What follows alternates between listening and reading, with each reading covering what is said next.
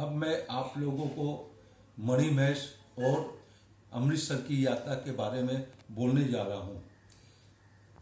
हिमालय के तराई में मणिमहेश बसा हुआ है, जो आज हिमाचल प्रदेश के नाम से जाना जाता है।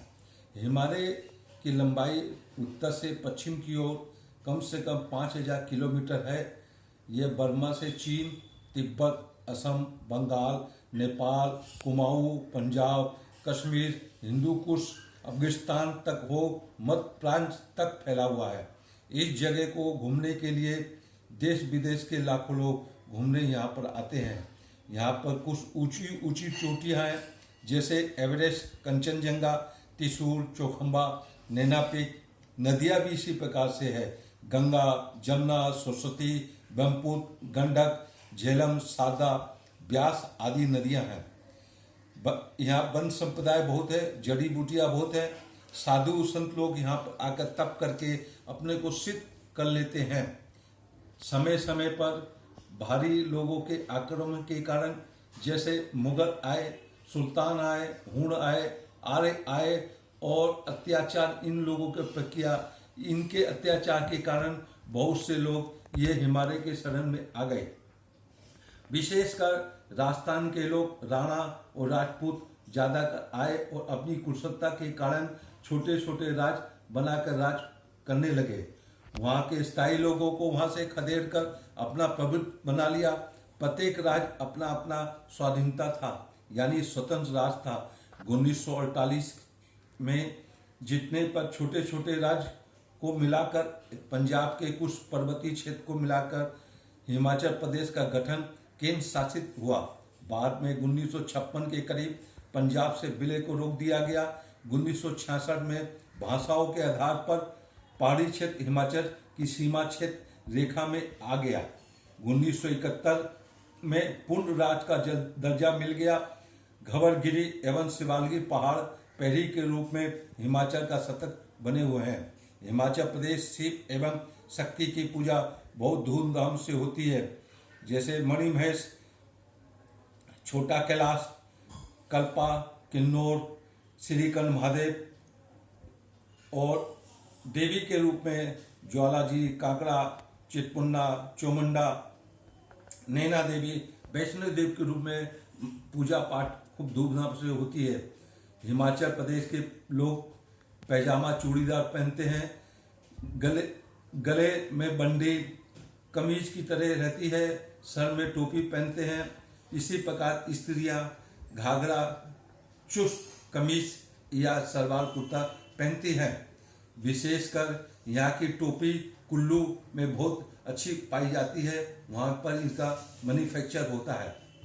यहाँ की स्त्रियां चांदी के आभूषण से अपने को श्रृंगारित कर कर घूमती हैं। कुछ महिला फूलों के श्रृंगार से अपनी करते हैं। पहाड़ी लोग सीधे साधे होते हैं, मन में छल कपट नहीं होता है। वो अतिथि को भगवान समझ के उनकी सेवा करते हैं। मणिमहेश यात्रा करते समय मैं अपने भांजे के साथ में सर्वप्रथम मैं पठानकोट पहुंचा। पठानकोट से मैं डलहौजी आया। डलहौजी में घूम के वहाँ से खजियार होते हुए मैं फिर चंबा पहुंचा। चंबा में लक्ष्मणा देवी के मंदिर है, नरसिंह भगवान के मंदिर है, सूर्यदेव का मंदिर है और 84 लिंग यहाँ पर हैं। भन्नो से चंबा से मैं भन्नो पहुंचा। भन्नो कम से कम 6000 फीट की ऊंचाई पर है। यहाँ पर सभी प्रकार की सुविधा का साधन जुटाया जा सकता है, जैसे गर्म कपड़ा हुआ, मोजा हुआ, जूता हुआ, बरसाती हुआ, छाता हुआ, ये सब किराए पर मिलते हैं। टेंट हाउस भी यहीं से लेके लोग आगे जाते हैं। भन्नो से हड़सर एक गांव आता है, इसकी ऊंचाई 8900 फीट है। ये अंतिम गांव है। हड़सर से 8 किलोमीटर बाद धांचू पड़ता है। धांचू चढ़ाईदार रास्ता है, बहुत खतरनाक है। थोड़ा सा भी निगाह चुकी तो एक्सीडेंट होने की संभावना बनी रहती है। प्राकृतिक सौंदर्य बहुत ही काफ़ी अद्भुत है, देखने लायक है। ये 12000 फीट की ऊंचाई पर है धांचू। यहाँ से भैरव घाट पार करके धांचू से मणिमहेश 9 किलोमीटर है। यहाँ पहुँचने पर गौरीकुंड जो 13,500 फीट पर है, 1 किलोमीटर के बाद झील है, वहां पर स्नान करने का मणि महेश का दर्शन होता है, जिस पर त्रिशूल एवं बाबा के भिन्न भिन्न प्रकार की झांकियां देखने को मिलती है।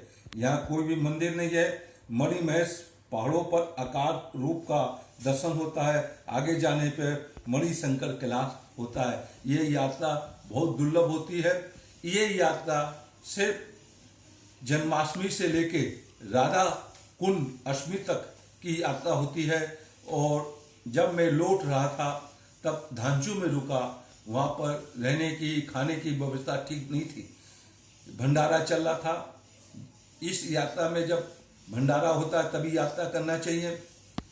एक दरी थी, दरी में जब मैं लेटा तो नीचे कंकड़ पत्थर पड़े हुए थे, उसके कारण मेरे को वजन में चुभन महसूस हुई। रात भर सोने नहीं पाया, करवट बदलते बदलते किसी प्रकार में। सुबह जब हुआ बारिश हो रही थी, लोगों को मना कर दिया आगे यात्रा नहीं होगी, क्योंकि कुछ दूरी पर एक पहाड़ है, उसकी फटने की संभावना है, दुर्घटना घट सकती है। घंटों इंतजार करने के बाद मैं अपने भांजे और एक दो मित्र के साथ में हिम्मत जुटाते हुए आगे बढ़ा। जिस स्थान में बोला गया था वो पहाड़ अचानक फट पड़ा और ऐसे टुकड़े पत्थर के हो रहे थे जैसे मशीन गन से गोली की आवाज चल रही है। इससे बचते बचाते मैं पहुंचा अब पठानकोट से मैं आया अमृतसर। जब मैं अमृतसर पहुंचा घूमने के लिए, तब उस समय पंजाब में पूरा आतंकवाद का समय था। जगह जगह पर पुलिस मिलिट्री पहरा दे रही थी लोगों की हिफाजत के लिए। मैं स्वर्ण मंदिर गोल्डन टेम्पल गया। उस समय कुछ इन्हीं गिने लोग ही देखने को मिले। एक सरोवर है, उस सरोवर में मैंने स्नान किया। स्नान करने के बाद मैं माथा टेका ग्रंथ का। ये गुंबज काफी अद्भुत चमत्कारिक गुंबज है। गोल्डन टेम्पल सोना चांदी तांबा से बना हुआ है। यहाँ पर गोविंद गुरु रण सिंह और रणजीत सिंह की झांकियां देखने को मिली। जैसे पोशाक है, अस्त्र शस्त्र है, उनके पहनावा इस प्रकार के हम लोग को देखने को मिला। इसके बाद जलियांवाला बाग गए। उस बाग में ब्रिटिश शासनकाल में अंधाधुंध गोली चला दी गई थी। यहाँ पर बैसाखी का मौसम में, बैसाख के त्योहार में लोग त्योहार मना रहे थे, उस पर अनगिनत गोली चला दी गई। हजारों आदमी उसमें मर गए। कुछ गोलियों के निशान उन दीवारों में देखने को हमको मिले। कुछ कुएं में लोग कूद गए थे अपने को बचाने के लिए।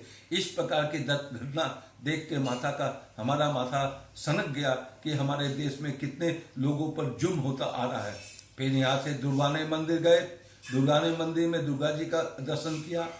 शिव जी का दर्शन करने के बाद हम लोग गए बाघा बॉर्डर। बाघा बॉर्डर हिंदुस्तान पाकिस्तान का बॉर्डर एरिया है।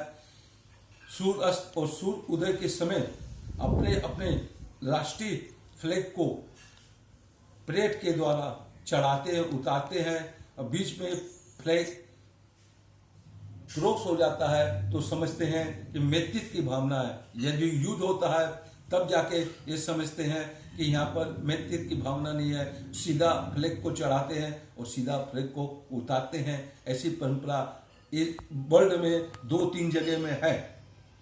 इसके बाद मैं आया खाने के लिए। भुजनारे में एक केसरी ढाबा था, उसमें खाया। उसमें पंजाबी खाना खा के पहली बार गदगद हो गया। जैसे कुलचा नान है, छोला भटूरा है, राजमा है, चावल है, तंदूरी रोटी है, दही का गिलास बड़ा, लस्सी पिया, दूध का गिलास पी के मैं उस केसरी ढाबे से बाहर निकला। पंजाबी लोग बहुत मेहनती होते हैं, बहुत ही ताकतवर होते हैं।